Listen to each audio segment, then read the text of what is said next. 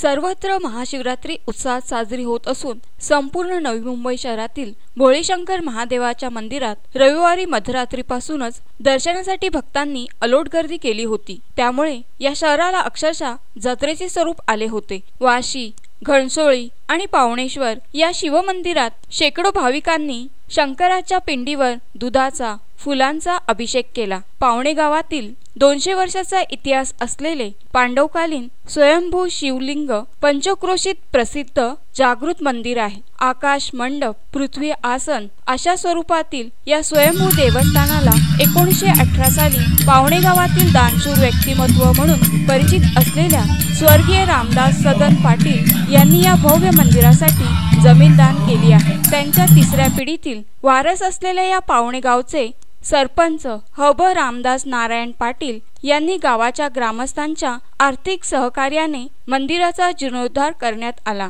तेव्हापासून हे मंदिर जागृत स्वयंभू शिवमंदिर म्हणून ओळखले जात असल्याची माहिती देवस्थान प्रमुख चंद्रकांत रामदास पाटील यांनी दिली।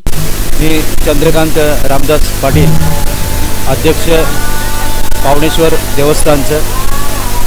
आज इथे जो सप्ताह अखंड हरिनाम सप्ताह चालू आहे, महाशिवरात्री उत्सवाचा जो अखंड हरिनाम सप्ताह चालू आहे त्याला 25 वर्ष रौप्य महोत्सवी वर्ष आहे। आणि हा शिवमंदिर जो आहे पुरातन शिवमंदिर आहे, त्याला मला वाटते 200 वर्ष देखील झालेले असतील। मला वाटते पुरातन शिवमंदिर आहे आणि ते बऱ्याचशा लांबून लोक इथे दर्शनासाठी येत असतात। मला वाटते आज लाखो भाविक इथे दर्शन घेऊन गेलेले आहेत। रोज अखंड हरिनाम सप्ताहाला रोजचं जेवण इथं सकाळ संध्याकाळ जेवण नाश्ता चालू आहे आणि अखंड हरिनाम सप्ताहानिमित्त ज्ञानेश्वरी पारायण चालू असतो आणि प्रवचन, भजन आणि कीर्तन हे रोजचे चालू आहेत आणि रोजचं अन्नदान इथं होत असतो। सर्व पावणे गावातील ग्रामस्थ इथं एकत्र येऊन इथे हा मोठा सोहळा साजरा करतात आणि तुम्ही आता बघितलं असेल पूर्ण बॉक्स आता भरलेला आहे दर्शनाने। दर्शनाची रांग इथे आज आता मला वाटतं 3:30 वाजले आणि आता परत दर्शनाची रांग परत फुल भरेल आणि दर्शनाला लोक येतच राहतात, कारण संध्याकाळ होईल जशी संध्याकाळ होईल तसे भाविक दर्शनाकरता येतील।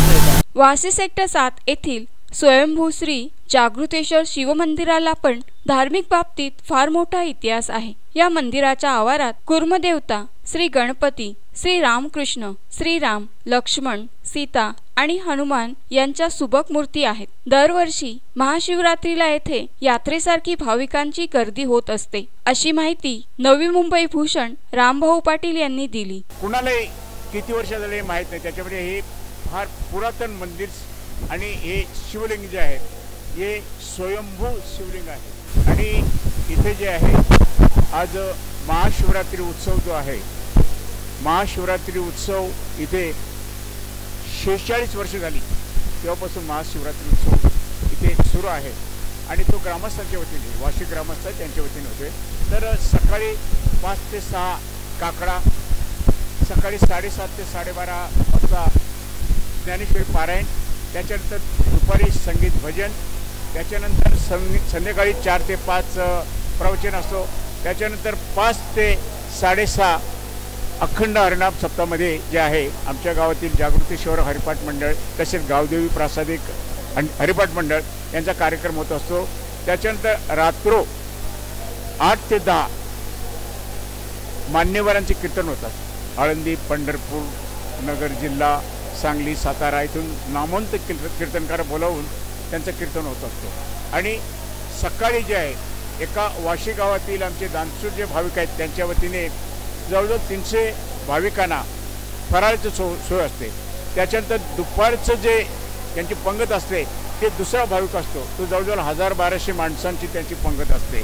त्याच्यानंतर रात्री पंगत असते, ती सुद्धा 1000-1200 जी लोक जेवतात असे भाविक। त्याच्यानंतर रात्री कीर्तन झाल्यानंतर जवळजवळ 1000 लोकांना मसाला दूध देण्याची व्यवस्था केली जाते, ती देखील एका भाविकाकडून। अशा प्रकारचा आमचा हा महाशिवरात्री निमित्त होणारा अखंड हरिनाम सप्ताह फार मोठ्या उत्साहाने, तसे या महाशिवरात्रीच्या दिवशी या पंचक्रोशीतील तसे नव्या मुंबईतील जवळजवळ 50 ते 60 हजार भाविक दर्शनाचा लाभ घेतात आणि फार मोठी गर्दी असते आणि अत्यंत पवित्र असं आणि मंगलमयी वातावरण महाशिवरात्री दिवशी अख्खा दिवस संपूर्ण दिवस इथे संपूर्ण नामवंत जे भजनी कलावंत आहेत त्या कलावंताची भजनं होतात आणि त्याच्यामुळे हे वातावरण मंगलमय होतं आणि हे शिवलिंग जे आहे ते स्वयंभू असल्यामुळे एक त्याच्या दर्शनाने खरंच फार मोठं समाधान मिळतं।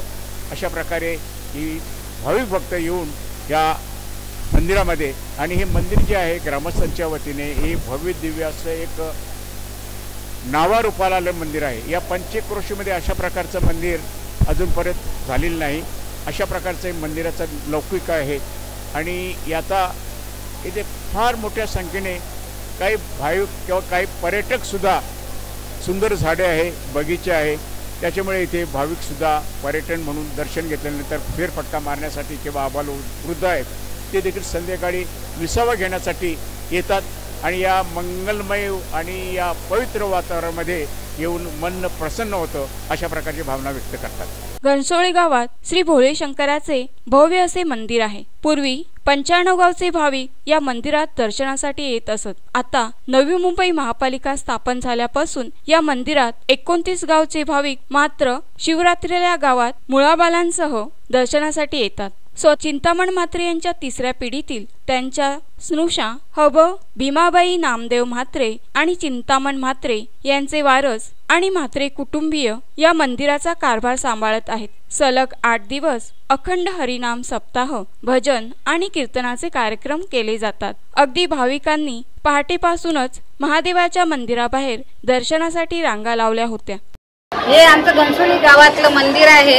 हे आमचं म्हात्रे आलीतलं आहे आणि आमचं सासरा चिंतामण गजानन म्हात्रे यांच्या परिवारातर्फे आम्ही शिवरात्र साजरी करतो। 7 दिवस सप्ताह करतो आणि हरिनाम सप्ताह चालू असतात। सकाळी काकड आरती चालू असते आणि दुपारी पारायण चालू असते। संध्याकाळी लगेच हरिपाठ चालू असते। त्याच्यानंतर भजनं चालू असतात। त्याच्यानंतर प्रवचन चालू असते। त्याच्यानंतर कीर्तन 9 ते 11 असते। असा कार्यक्रम आमचा चालू असते। दरवर्षी आमचा हा कार्यक्रम राबवला जातो।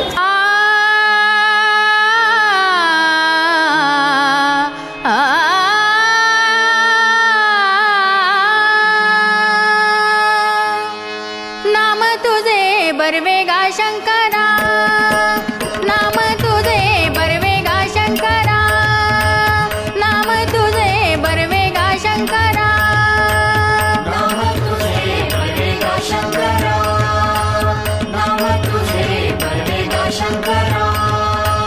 हर हर बर्वेगा देवा, हर हर बर्वेगा देवा शंकरा।